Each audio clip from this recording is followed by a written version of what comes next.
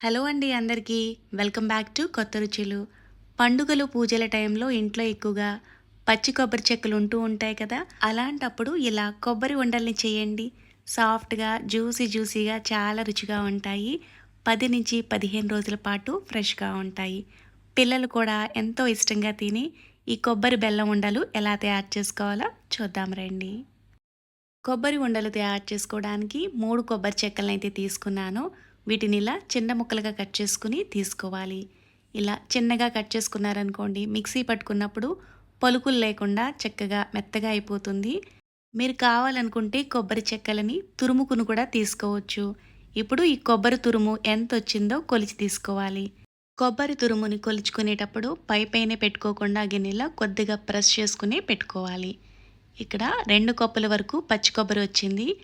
ఇందులోకి 2 టేబుల్ స్పూన్ల వరకు నెయ్యిని వేసుకుని ముందుగా ఈ పచ్చి కొబ్బరిలో పచ్చిదనం ఏమాత్రం లేకుండా కాస్త డ్రైగా అయ్యే వరకు వేయించుకోవాలి. ఇలా వేయించుకోవడం వల్ల కొబ్బరిలో పచ్చిదనం పోయి కొబ్బరి ఉండలు ఎక్కువ రోజుల పాటు నిల్వ ఉంటాయి. మీరు డైరెక్ట్‌గా కొబ్బరిలో బెల్లాన్ని వేసుకుని కూడా ఈ ఉండలు చుట్టుకోవచ్చు. కానీ ఇలా కొబ్బరిని వేయించుకుని బెల్లాన్ని సెపరేట్‌గా పాకం పట్టుకుని వేసుకుంటే బెల్లం ఉండలు చాలా రుచిగా, సాఫ్ట్‌గా, జ్యూసీగా ఉంటాయి. 2 కప్పుల పచ్చి కొబ్బరి తురుముకి 1.5 కప్పు వరకు బెల్లాన్ని తీసుకుంటే స్వీట్ అనేది కరెక్ట్‌గా సరిపోతుంది. ఇందులోకి అరకప్పు నుంచి ముప్పావు కప్పు వరకు నీళ్లు వేసుకొని బెల్లాన్ని కరిగించుకోవాలి.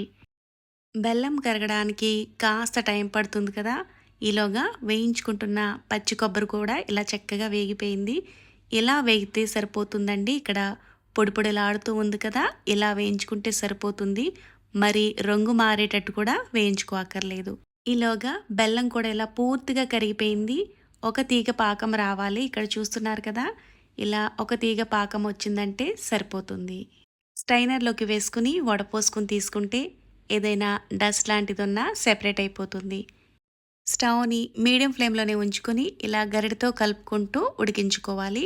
ఇలా దగ్గరగా అయింది చూసారు కదా! ఇలా దగ్గరగా అయిన తర్వాత ఉండలా అవుతుందో లేదో ఓసారి చెక్ చేసుకోవాలి.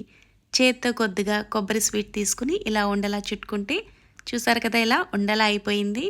ఇలా అయితే సరిపోతుంది. మరీ ఎక్కువగా ఉడికించుకున్న కొబ్బరి ఉండలు గట్టిగా అయిపోతాయి.